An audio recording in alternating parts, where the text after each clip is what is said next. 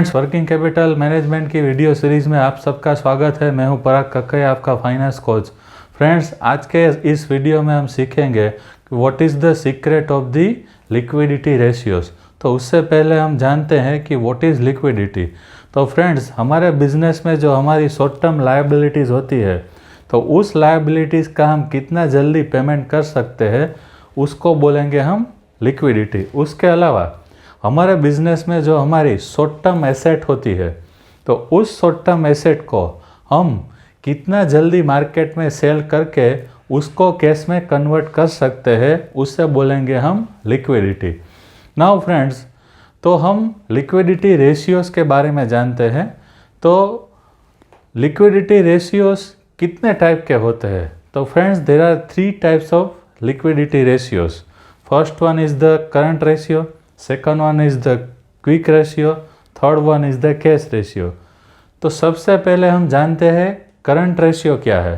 तो friends, current ratio को हम वर्किंग कैपिटल रेशियो भी बोल सकते हैं। तो करंट रेशियो का कैलकुलेशन कैसे करेंगे? तो फ्रेंड्स, करंट रेशियो का कैलकुलेशन करने के लिए हमें करंट एसेट को करंट लायबिलिटीज़ के साथ कंपेयर करना पड़ेगा। तो नाउ फ्रेंड्स, जिसको भी अकाउंटिंग का थोड़ा नॉलेज हो उसे ये मालूम होगा कि हमारी बैलेंस शीट में जो करंट एसेट होती है वो बैलेंस शीट में एसेट साइड आती है, मीन्स एसेट साइड में रिफ्लेक्ट होती है, और करंट लायबिलिटीज़ बैलेंस शीट की लायबिलिटी साइड में रिफ्लेक्ट होती है। तो फ्रेंड्स, करंट एसेट हम किसको बोलेंगे?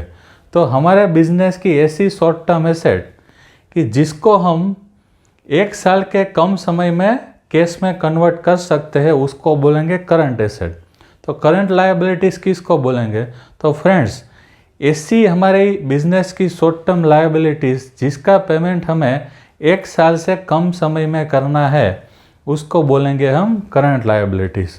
नाउ फ्रेंड्स, करंट एसेट में हम क्या इंक्लूड कर सकते हैं? तो करंट एसेट में हमारी कैश एंड बैंक बैलेंस, उसके अलावा हमारे पास कोई शॉर्ट टर्म इन्वेस्टमेंट है जैसे कि म्यूचुअल फंड, बॉन्ड्स, या कोई हमारा स्टॉक मार्केट में इन्वेस्टमेंट है। उसके अलावा हमारा अकाउंट रिसीवेबल और कलेक्शन, और उसे हम डेटर्स भी बोल सकते हैं। उसके अलावा हमारा स्टॉक या इन्वेंटरी, तो ये सारी चीज़ें करंट एसेट में इंक्लूड होगी। नाउ करंट लायबिलिटीज़ में क्या इंक्लूड होगा?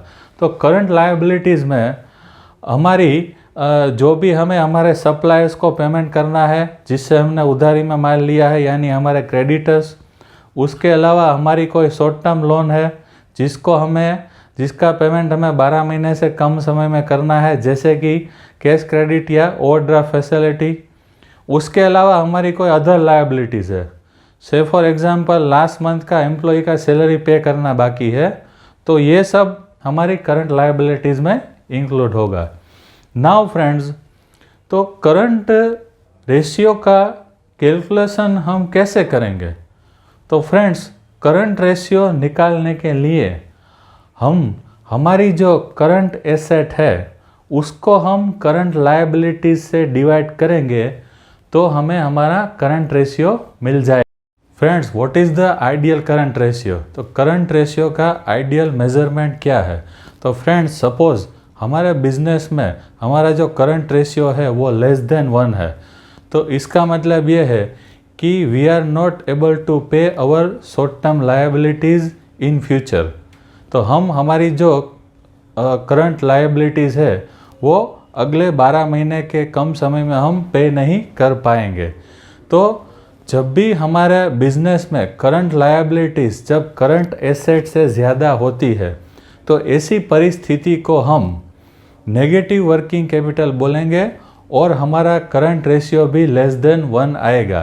तो फ्रेंड्स, नेगेटिव वर्किंग कैपिटल कुछ बिजनेस के लिए ओके होती है, मीन्स रीजनेबल होती है। जैसे कि कोई ऐसा बिजनेस हो जिसमें उसका सारा टोटल सेल्स कैश में होता हो, तो ऐसे बिजनेस के लिए नेगेटिव वर्किंग कैपिटल कोई बुरी बात नहीं है।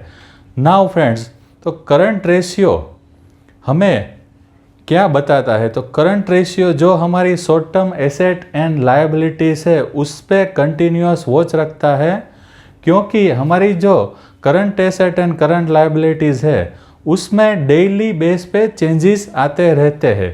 एक एग्जांपल लेके हम समझते हैं कि सपोज़ हम हमारे जो कस्टमर है जिसको हम उधारी में माल देते हैं उसको हम महीने के एक ही दिन में हम सारे कस्टमर को बिल्स इश्यू करते हैं। तो बिल इश्यू करने के बाद सपोज़ 1 वीक या 10 दिन तक हमारे पास रोज़ पेमेंट का फ्लो आने लगेगा।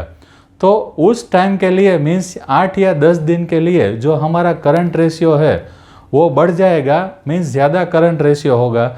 लेकिन जब पेमेंट का फ्लो रिड्यूस हो जाएगा तो उसके बाद हमारा करंट रेशियो डाउन हो जाएगा। तो नाउ फ्रेंड्स, तो हमारे बिजनेस में करंट रेशियो कितना होना चाहिए? तो 1.2 एंड 2 के बीच में हमारा करंट रेशियो होना चाहिए।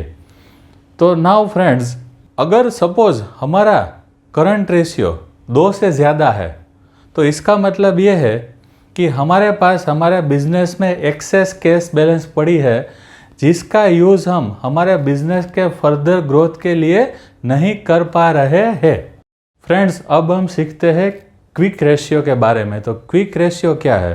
तो क्विक रेशियो हमारे बिजनेस की लिक्विडिटी मेज़र करने का करंट रेशियो से भी ज़्यादा सख्त मेज़रमेंट है।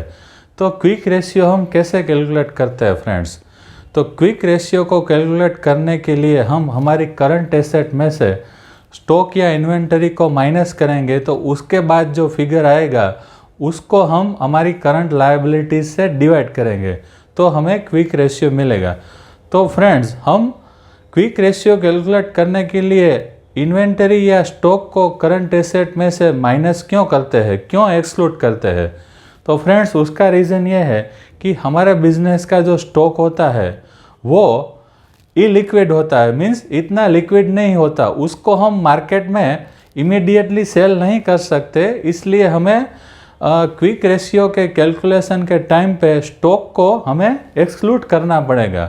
तो नाउ फ्रेंड्स, तो क्विक रेशियो का फॉर्मूला क्या होगा? तो quick ratio is equal to current asset minus stock, और उसके बाद जो भी फिगर आएगा उसको हम करंट लायबिलिटी से डिवाइड करेंगे। तो now friends, what is the ideal quick ratio? तो फ्रेंड्स, क्विक रेशियो 1 से लेकर 1.2 के बीच में होना चाहिए। नाउ फ्रेंड्स, हम सीखते हैं कैश रेशियो के बारे में। तो कैश रेशियो क्या चीज़ है? तो फ्रेंड्स, कैश रेशियो हमारे बिजनेस का लिक्विडिटी मेज़र करने के लिए करंट रेशियो और क्विक रेशियो से भी ज़्यादा सख्त मेज़रमेंट है। तो कैश रेशियो का कैलकुलेशन कैसे होगा?